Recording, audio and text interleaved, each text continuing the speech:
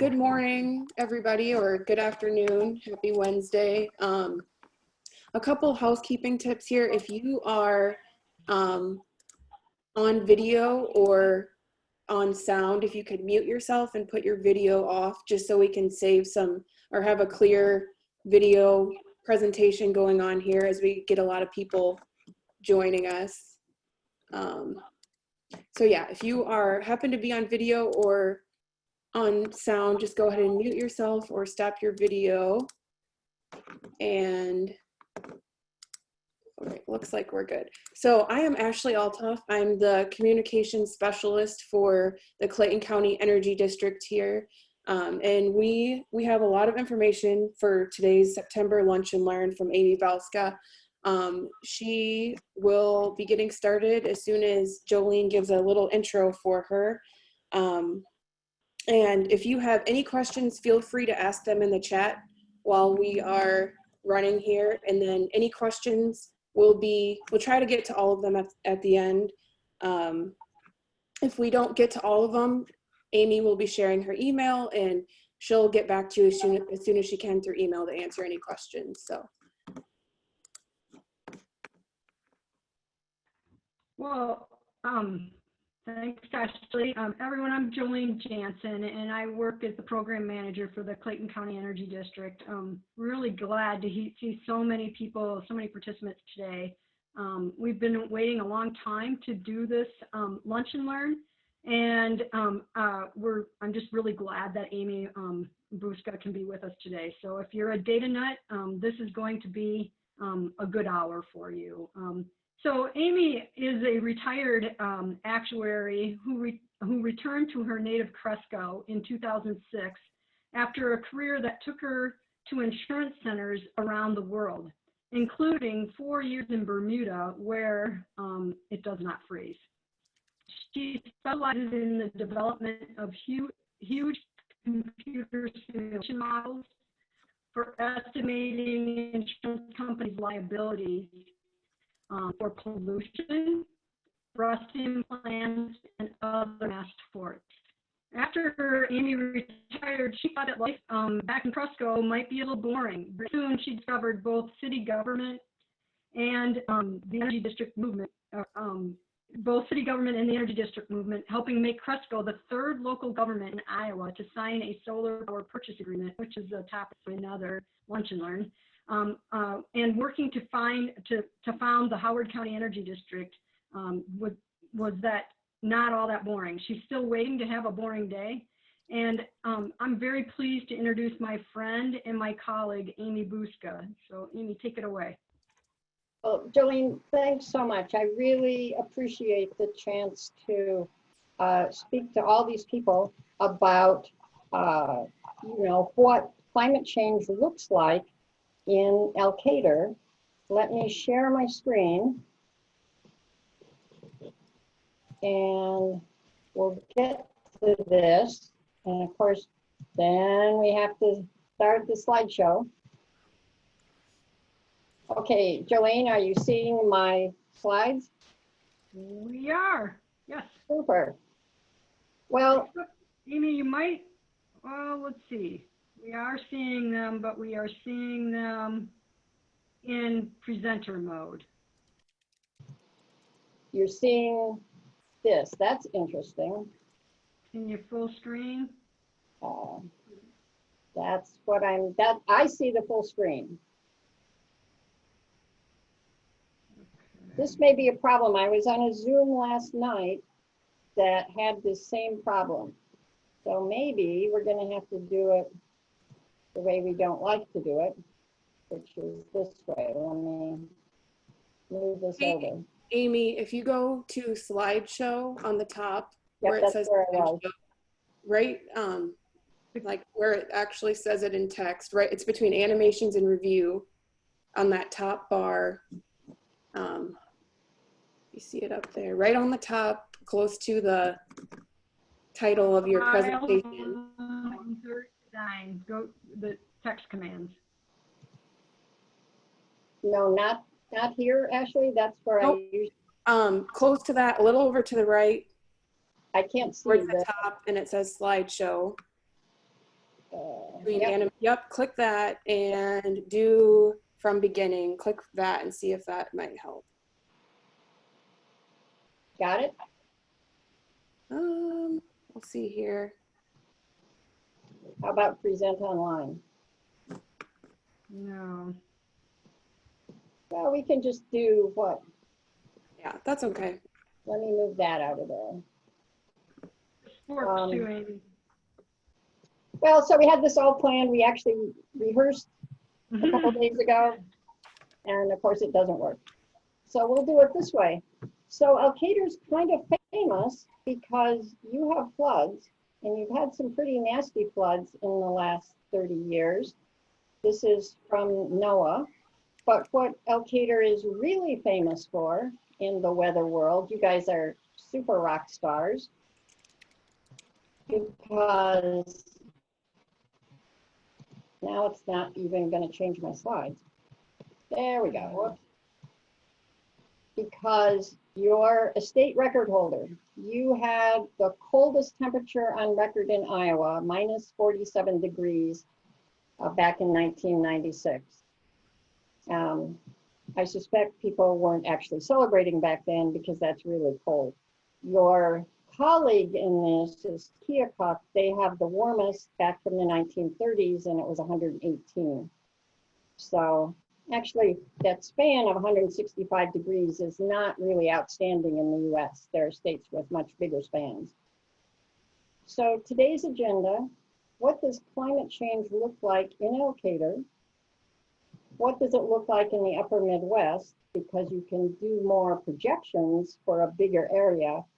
And then because people have been interested in this, and actually I was surprised by what I found, the question of, are individual actions sufficient?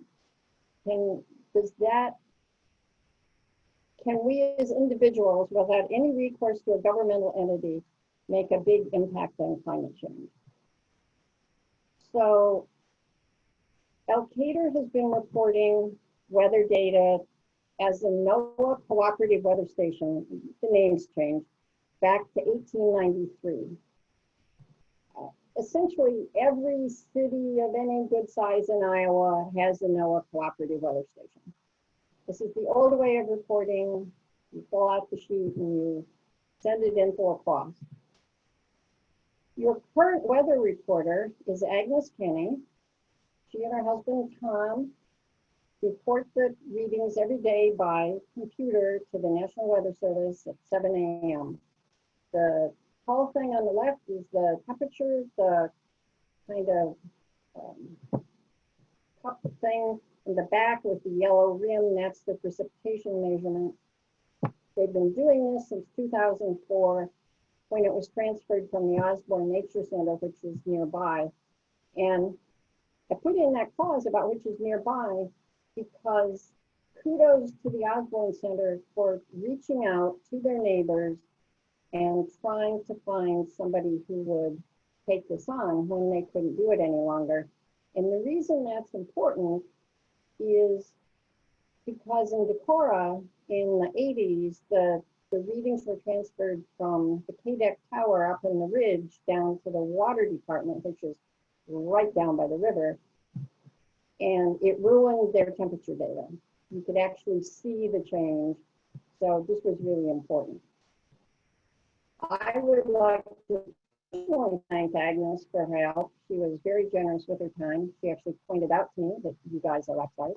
And for her civic service, the weather reporters around the country, this is really a civic good. And it takes volunteers to do it. They aren't paid anything. So many thanks to Agnes.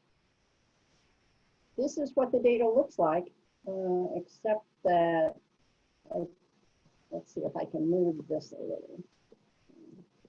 There, we'll move you guys off to the side. It's pretty basic: high, low, precipitation, and snow.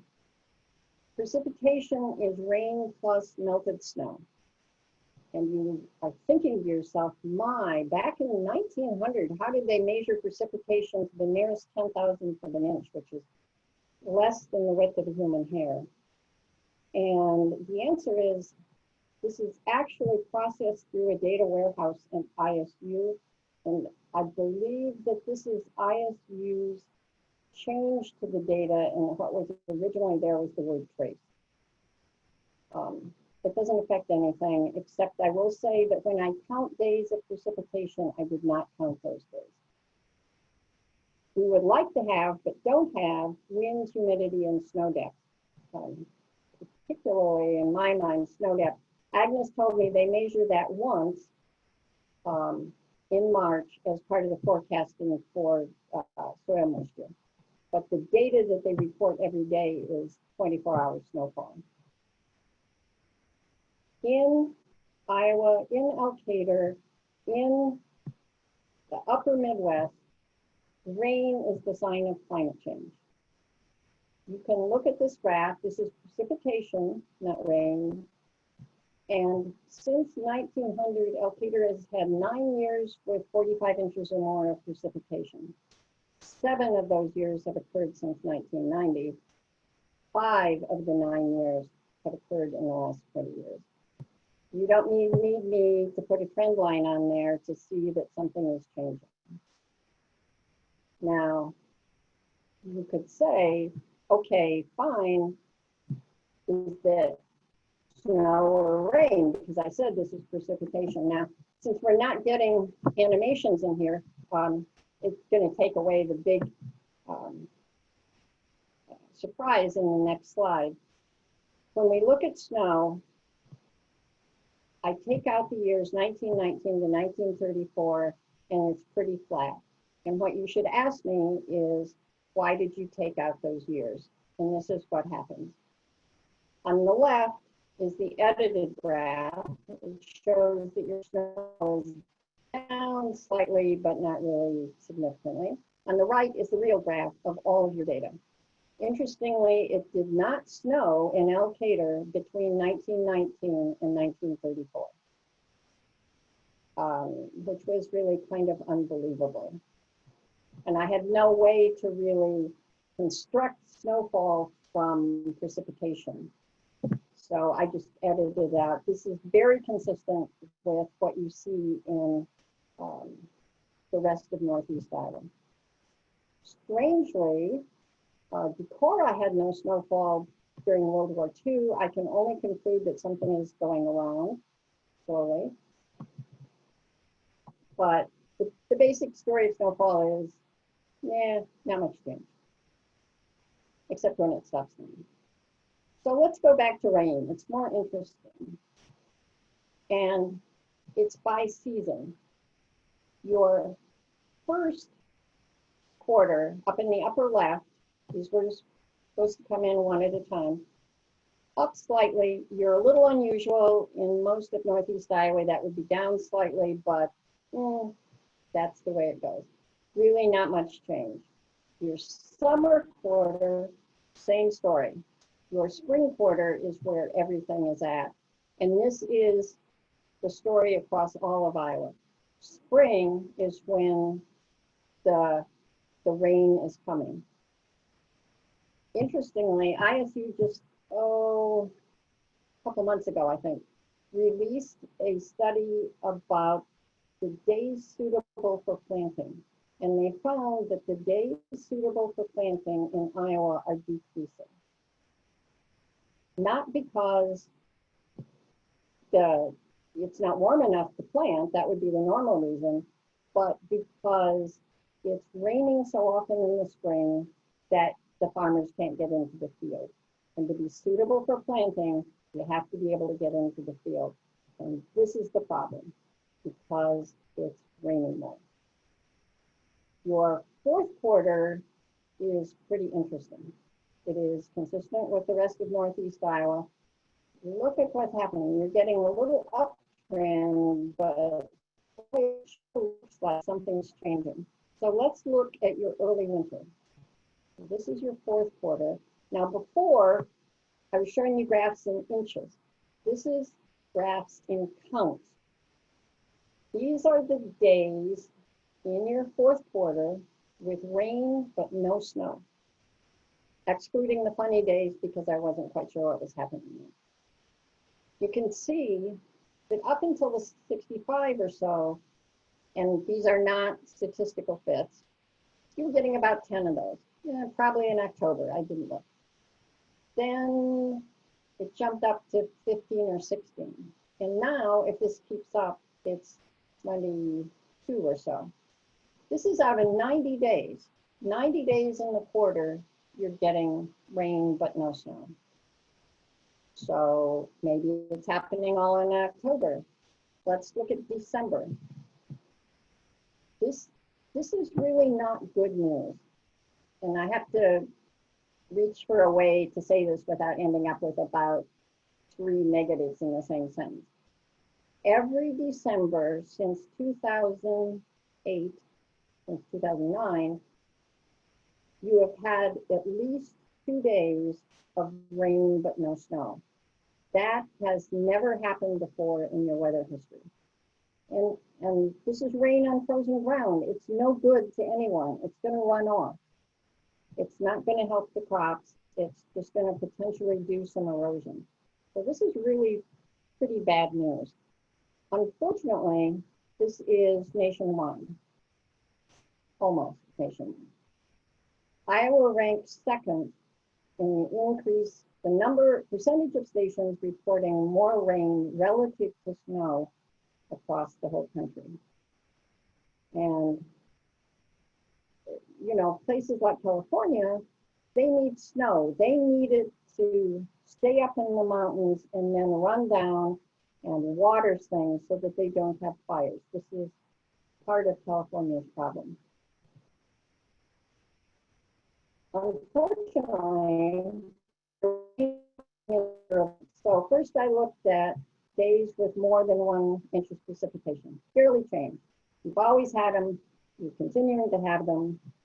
No news. So let's look at days with more than 3 inches.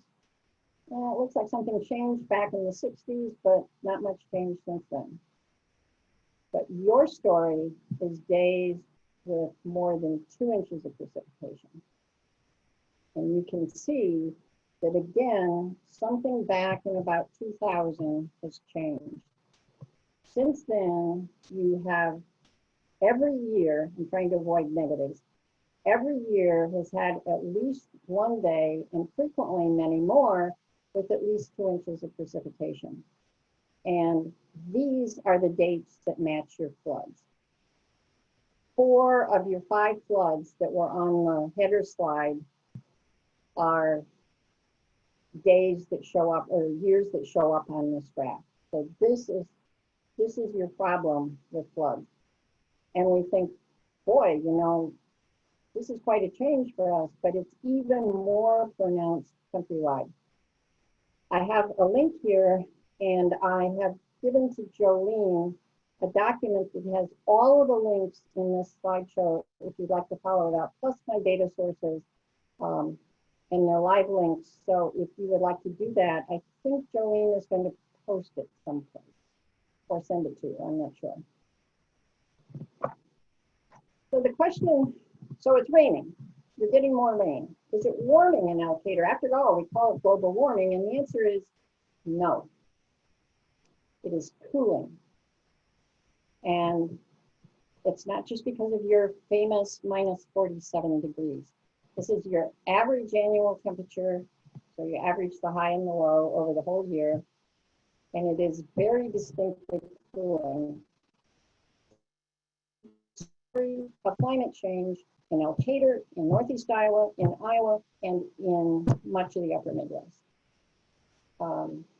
And so the question that you may ask is, well, but so why do they call it global warming? And we'll get to that. Let's break this down a little. So everybody thinks of warm weather as happening in the summer. And so let's look at the summer high temperature. I forgot to put a trend line in here, but you can see it's down about 4 degrees in 120 years. Your low temperature in the summer is down. This is unusual. This makes you stand out because look at Northeast Iowa. Let me go back just a minute. ISU, as part of their data warehousing, creates composites for portions of the state plus an all-state average. So this is Northeast Iowa. The high temperature in the summer is down, not as much as yours, only about 2 degrees, but look at what happens at night. The night temperature is up about 1 degree. And let me tell you, this gets people's attention. So when I was meeting with Senator Grassley's environmental aide a couple years ago, and I had a few graphs, I don't remember what the others were, but one of them was this one.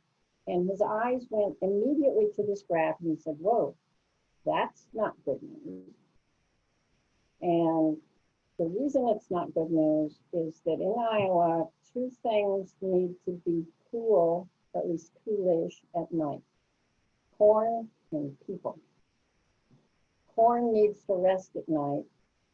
Now up here in Northeast Iowa, I don't think we're pushing the boundary of corn's ability to rest at night, but in the southern part, maybe, and certainly in other parts of the Corn Belt, people can take a lot more high temperature during the day if they can get cool at night.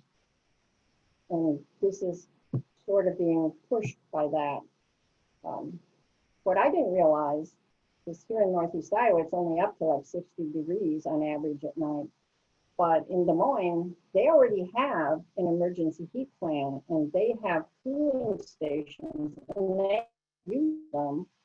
They have free bus fare to get people to the cooling stations. They're really dealing with this already. Now, there's going to be a quiz on this, so you have to look at this. So this is your average high temperature going back to 1900, and it's no secret the 1930s were the hot time in Iowa. So I didn't do any statistical stuff. I just looked at the graph and said, looks like an average of about 86 degrees or so. And if you look currently, looks like about 81 degrees, a difference of 5 degrees.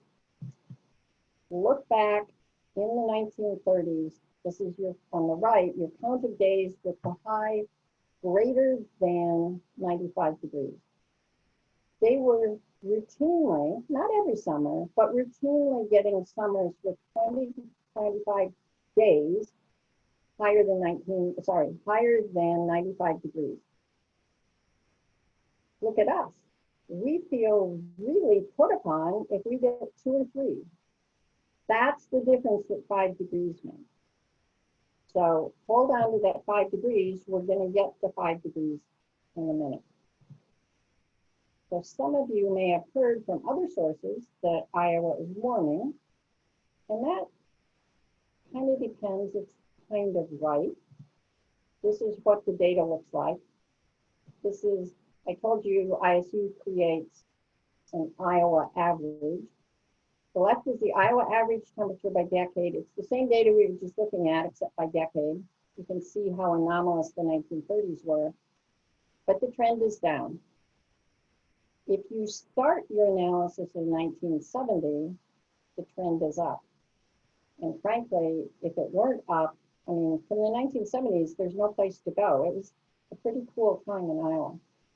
So all I would say to you is, statistically, there's nothing wrong with saying that it's warming, because it is, but you would generally want to see a longer time span. So just try to look for the longest time span that you can. The next slide, this one, I put in just because I found it fantastically interesting, and it's really just, well, it's kind of related. So you turn on your TV and they say, oh my, today was slightly cooler than average. And none of us pay any attention to what that average is. And I was at a conference and they explained it. Average has a very specific definition. The average in your weather forecast is a 30-year smooth average recalculated every 10 years. It is currently based on 1981 to 2010. Next year, average is going to change. Next year, it will be 1991 to 2020. And that's how climate change sneaks up on us. So I just made an argument that it's getting cooler. Why do we call it global warming? Why isn't it getting warmer? This is what it looks like. I call it the big blue blob. This, my reference here is actually from the most recent National Climate Assessment, but I think these maps are older than that. These are the averages of 86 to 2016 temperatures minus the first 60 years of the last century. The winter, clearly warming, except for a little weirdness in the south. The summer, a good third of the country is getting cooler, or essentially staying in the chains, staying the same. So why is that? I was fortunate enough to be at a conference in Des Moines with Dr. Gene Packley. He's the head of climate science at ISU.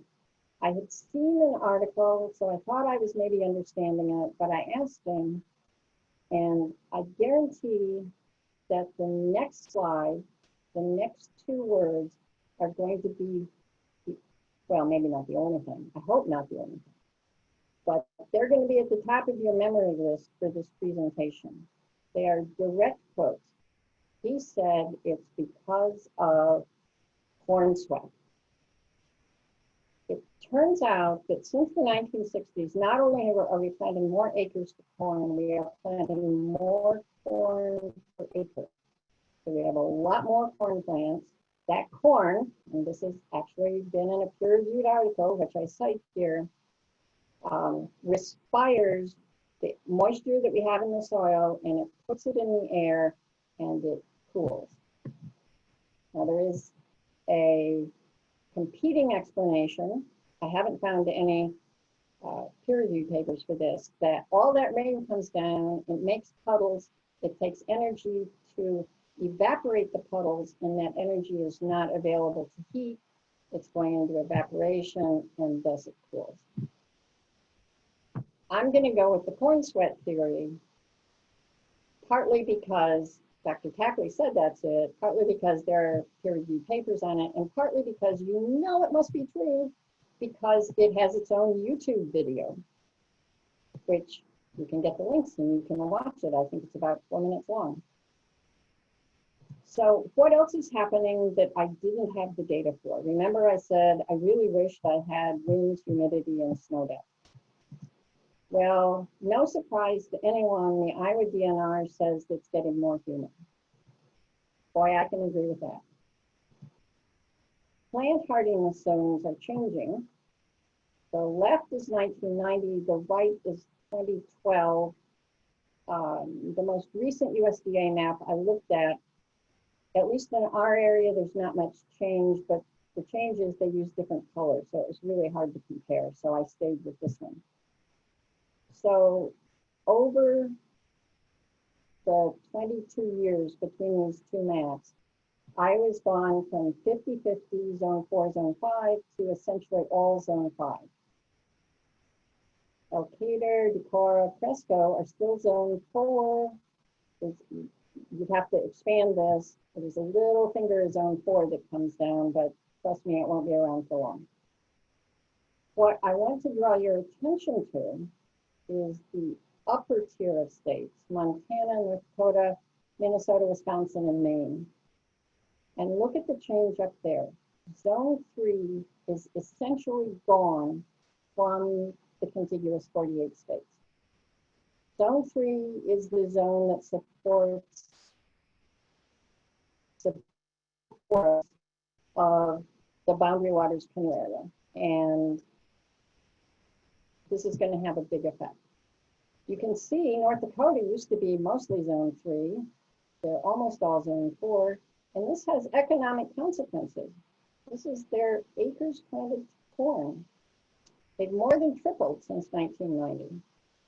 Now, some of this honestly is not due to increasing temperature, it's due to more rain, but part of it is increasing temperature.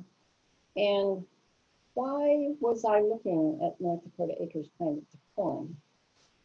Well, about 2 years ago, the Wall Street Journal, which just as an aside has really excellent climate coverage if you ignore their editorial page, published an article about how the Corn Belt was moving to Lacrete, Alberta. And I thought, oh, sure, Lacrete, Alberta. That's got to be about 6 inches over the border from Montana, right? No, I looked it up. This is where Lacrete, Alberta is. It is north of where I went to see the polar bears on Hudson Bay.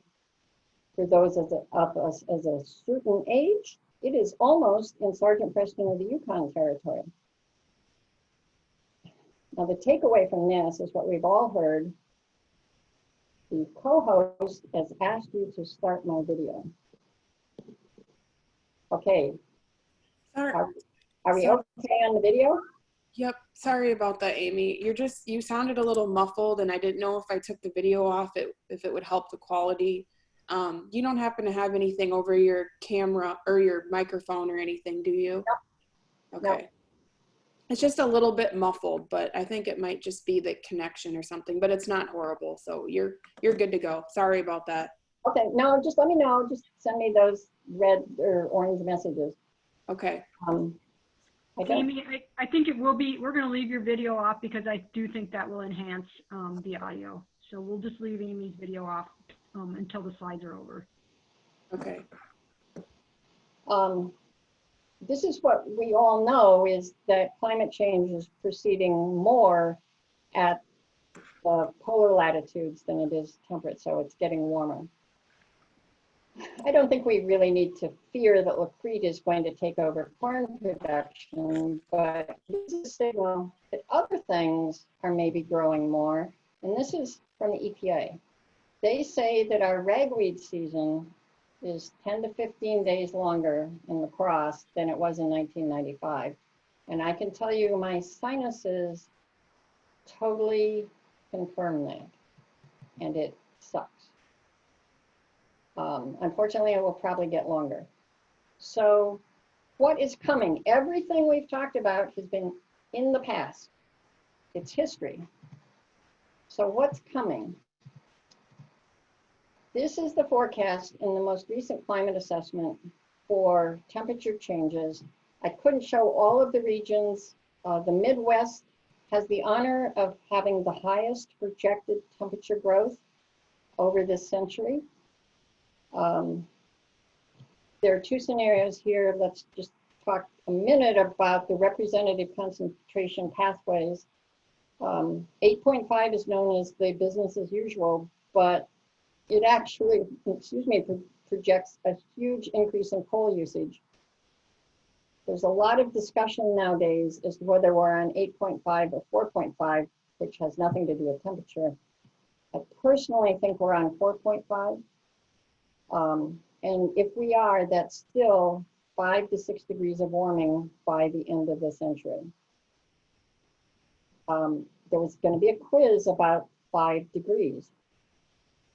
What would 5 degrees mean to us? Well, first of all, I'm doing a little hand waving here. The other that I showed you is 5 degrees of summer high. This is 5 degrees of average temperature. But it could have the effect that I was showing you, that all of a sudden, a quarter to a third of the summer days are over 95 degrees. It's just not going to be pleasant, even in the lower emission scenario. Precipitation, more precipitation. I would urge you, whenever you look at things like this, to ask which scenario are they looking at. I've carefully told you this is the high emissions pathway because I couldn't find a good picture for the other one. But even in the lower pathway, we still get more spring precipitation, meaning it gets harder to get into the fields and plant. So let's look in a little more detail at what they say about the Midwest. I don't know why they always have crumbling barns, but that's their picture. So these are the key messages that the National Climate Assessment tells us about the Midwest and what's going to change. By mid-century, reduction of Midwest yields to 1980 levels without major technological advances. By that, by the term technological advances, they mean crop breeding to handle more higher temperatures. Just for comparison, the average corn yield now is about 180 bushels per acre. In 1980, it was about 100. So this is a big thing. Untimely bud break, I actually had to look up what bud break is. This is what happened in the Crescent a few years ago when we had a warm spring and the apple trees budded out, and then we had a hard freeze and they lost most of their crop. Conversion of forest types is not such a huge issue for Iowa because frankly, we don't have that many forests. But remember what I told you about zone 3 leaving Minnesota. They are already putting their foresters with their climate scientists, and they believe that by the end of this century, in essentially any emissions scenario, except the most aggressive carbon reduction, that the boreal forest of the boundary waters will be gone or going, except in a very small area of the Arrowhead. And that just changes a lot of things up there. I have a friend who works in forestry management in northern Wisconsin, and he says, oh, you don't have to model this, it's already happening. We're seeing oaks where we've never seen oaks before. So human health, diseases, new diseases coming. And although my dog only thinks she's a human, I think it's best illustrated when I adopted her 13 years ago because I lived in Connecticut. I asked about vaccinating her against Lyme disease, and the vet said, yeah, we just don't see very much of it. This year, he's insisting as far as he can, he wants every one of his clients to get vaccinated against Lyme disease because they see so much of it. So you can't tell me or Millie that that isn't affecting health conditions. The water quality issue is because as the air warms, the water warms, and it's more conducive to bacterial and cyanobacterial and algae growing in the water. I wanted to circle equity issues because if we're getting 95-degree days by the end of the century, frequently, how do you survive 95 degrees? You get an air conditioner. To do that, you need two things. You need to be able to afford the air conditioner, and you need to be able to afford the electricity to run the air conditioner. And to the extent that people can't do that, we're creating huge equity issues. And we're also not recognizing the fact that already today, heat is the single biggest natural disaster killer of humans in the US. I think the number's 4,800 people or so dying from heat every year, and that would only go up. So a lot of numbers here, you can look at those at your leisure. I would only draw your attention to $400 million annually to maintain MidWestern Bridges against scour damage by the middle of the century. So 5 years ago, the Iowa DOT thought, well, maybe we better think about this climate change thing. They've never used climate change data or scenarios. So they did a pilot study to see if they could incorporate that. And they found that under the projections that they were looking at, they looked at 6 bridges, all 6 would have stream flow that exceeded their design standards. And by the way, the bottom picture is from southern Winnebago County, kind of down by you all. So where are we going to get the money to improve our bridges? We already don't have great bridges to begin with, and keep our roads up that are subject to new wear that they weren't before. The other way that I think that climate change is going to affect Iowa, we don't talk about sea level rise much in the Midwest, presumably because, you know, we don't have seas, but this is how it's going to affect us. So just last year, there was an article in the New York Times about seawalls and flood protection. And New York is proposing a $10 billion project to protect Lower Manhattan from flooding. Just as an aside, that's $175 per US taxpayer if you want to get your check out now. And they want the feds to pay for it. Realistically, this is some of the most expensive real estate in the country.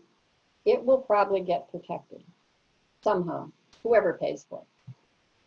But think about another scenario. You've got some retirees, they have a trailer court, they keep it up nice, there's a little road, there's a store down the road, it's right by a river that opens into the ocean.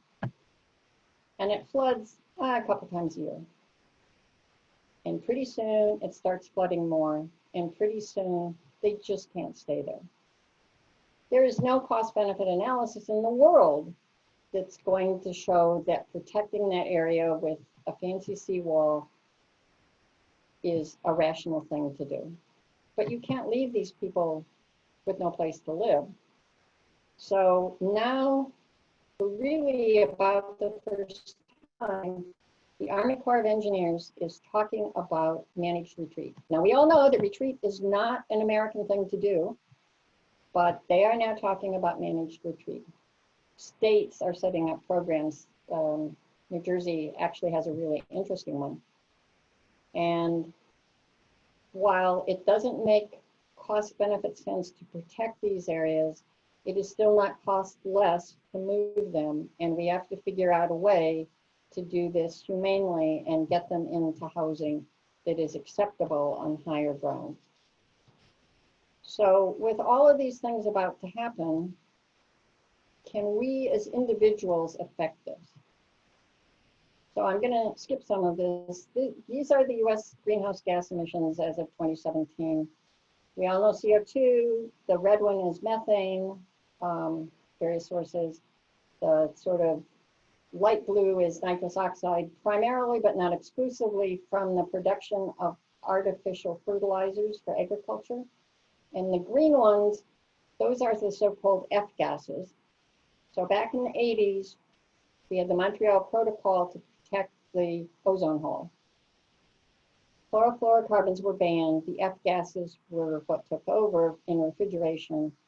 They do it fine. They're fine for the ozone hole. Unfortunately, they are ferocious greenhouse gases. The law of unintended consequences. The good news, this was last week. The Senate has reached an agreement to cut the use of F gases. This would substantially bring the US into alignment with the world agreement called the Kigali Agreement to cut the use of these.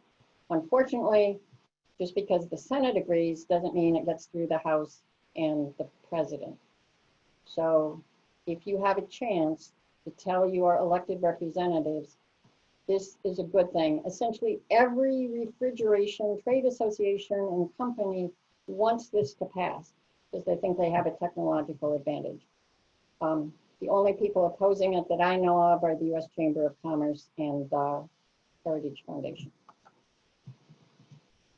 So we all know the transportation is now the leading emitter in the US.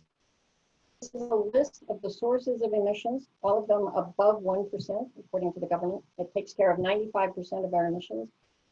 Just explain a couple. Enteric fermentation, that's cow burps and farts. Natural gas systems and petroleum systems, that's not the burning, that is the production and transportation, so leakage and what you use to drill. We've talked about the F gases. The non-energy use of fuels is the production from oil and hydrocarbons of things like gasoline, WD-40, plastics, stuff like that. So how many of these can we affect individually? This is my read. I've given Jolene a live spreadsheet and you can make your own estimates. I left coal mining in because I'm going to put it with the electric power sector, and although we don't individually affect that, I'm going to give us some credit for it. So these are some of the things to think about. Out of transportation, we can't affect all of it. There's also ocean transportation, rail transportation, freight. Let's look, for example, at passenger cars. The problem is passenger cars in the US are on the road for 11 or 12 years. So a fairly noticeable proportion of cars that are going to be on the road in 2030 are already bought and driving. Why 2030? Because if we want to keep it to 1.5 degrees C of warming, the studies show that we need to be net zero by 2050, which implies down 50% by 2032 or so. Same deal on light duty trucks. You can make your own estimate of how much personal leisure flying might decrease. I think the answer is 0. I just think the engines will get more efficient. People are still going to want to go see the grandkids. I just don't see that changing. Residential electricity, put in LEDs. The big play here is changing heating from natural gas and propane to electrified heat pumps. The problem again, in the US, furnaces and air conditioners are in service for 15 to 20 years. And people are not going to like to replace something that's out there and working just fine. So you have to make allowance for that. Interestingly, there's been a study recently that showed for homes that are heated with propane, the cost difference is so much better for an electrified system that maybe that's the place to start, is if you're using propane. Interestingly, Maine has a really aggressive program. They're buying heat pumps for something like 20% of the housing in the US, in Maine. That's not individual action, that's state action.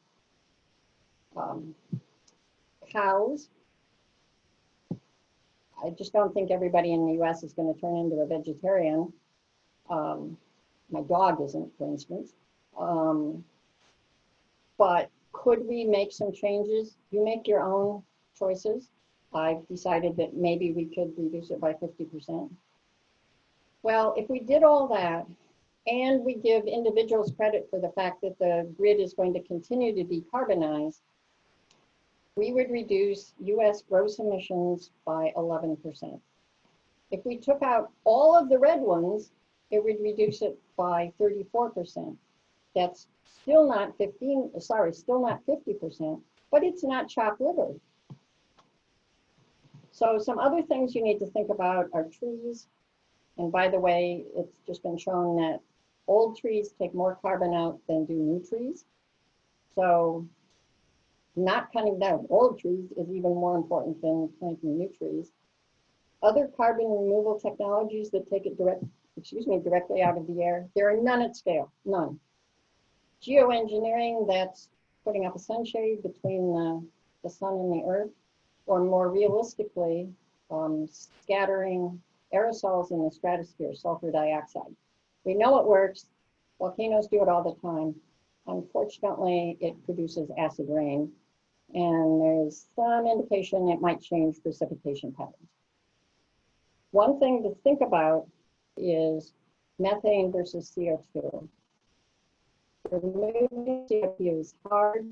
It requires, in my opinion, a lot of governmental programs. Removing methane is not so hard. The sources are more localized, and it is a very intense greenhouse gas. If we could get methane under control, it would make a huge difference. Unfortunately, the methane emissions monitoring requirements were just eased, so it's going a long way.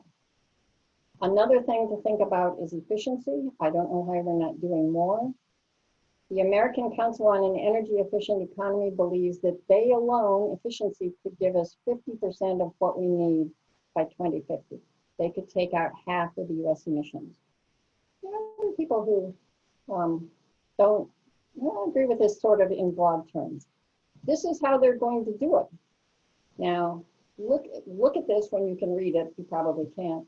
Every single one of these is a program, a standard, a fee, a policy, a code. In other words, none of these are by individual action.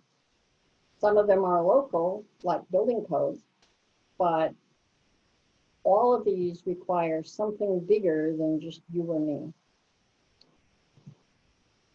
So summing it up, I happened to come across the Rhodia Group. They're an energy consultancy, and their take on the whole thing is power emissions continue to decline through the 2020s.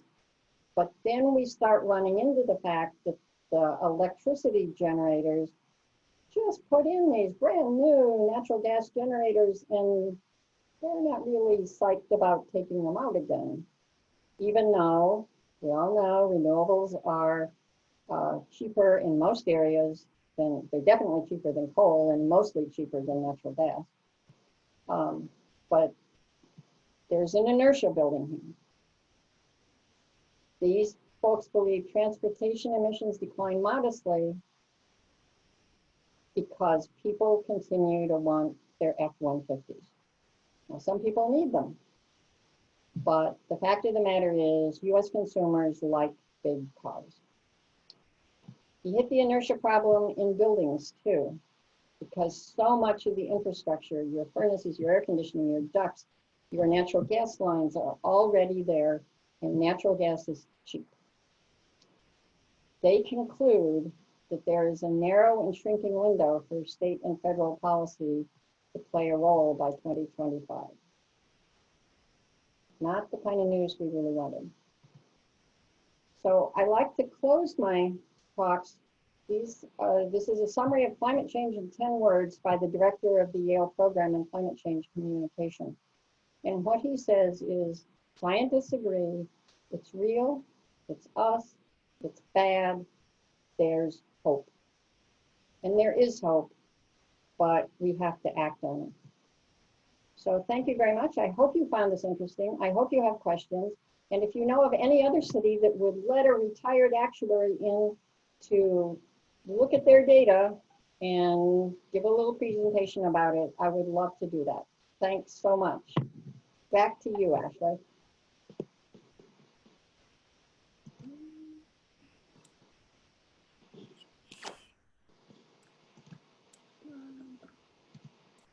Well, I'll jump in there. I'm not sure what's going on with Ashley, but Sure. I was trying to get my video on, but it's not working.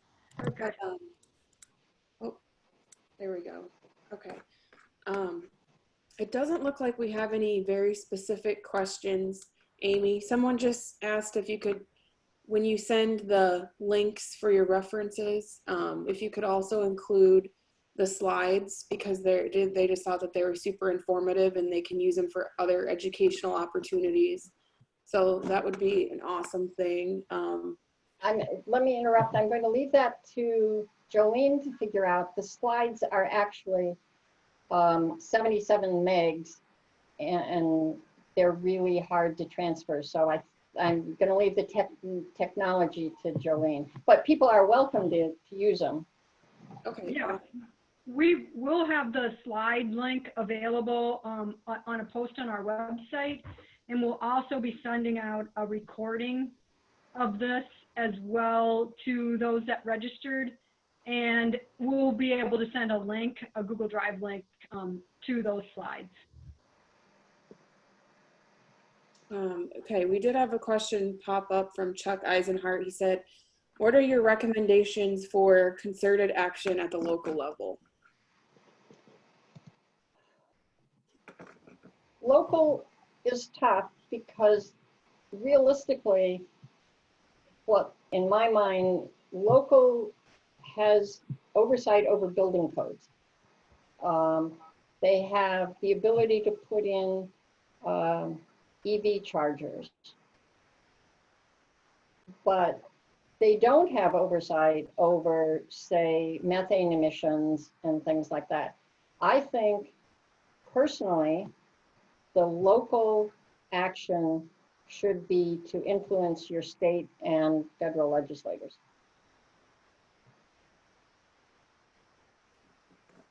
Okay. And for instance, when that F-gas bill, I think it's going to be attached to some environmental bill. I couldn't get a lot of detail, But you would want to say, this is really important. We need to get this passed. Okay. Hopefully that answers your question a little there, Chuck. Okay, and Jake Jansen just said, I may have missed it, but could you explain briefly why a warming climate is increasing precipitation in the Midwest? The short version is warm air holds more water vapor. It's actually increasing precipitation more. We just happen to be in an area that it's a bigger increase, but all over precipitation is increasing in the US. It's like in the winter, if it's really cold and the humidity is really low, it doesn't snow because there's not enough humidity. All right. Does anyone else have any last questions at all? I think there's one more from Dave Hilgerman. Says local action should consider things like building in floodplains, building to accommodate more rain and floods. It's going to get worse. Oh, that's a comment. Sorry. Kind of a statement, yeah. Oh, I totally agree with that. Yeah. That's what's called accommodation. Mitigation is what helps to stop climate change or reduce climate change. But we are definitely going to have to accommodate. Yeah. Because remember, there's inertia in the climate system. Even if we stop emitting today, it will get warmer for, some people are saying, 40 years. Okay. It doesn't look like we have any other questions. If you guys have any other ones that you want to ask Amy personally, you can go ahead and email her. And it is almost 1 here, so we'll wrap up. But if you guys, we'll be hosting another Lunch and Learn next month in October. It'll be Wednesday, October 14th. We don't have a topic quite picked out, but it'll be at noon. It'll be at the same time. So join us for that. And yeah, thank you for joining us, everybody. Thank you, Amy. That was great. Thank Thanks, you. I Amy. appreciate the opportunity. And I see Chuck posted some stuff. I'm going to look at that as soon as we get off. Thank you, Chuck. Bye-bye, everyone. Thank you for coming. Thank Bye-bye. you.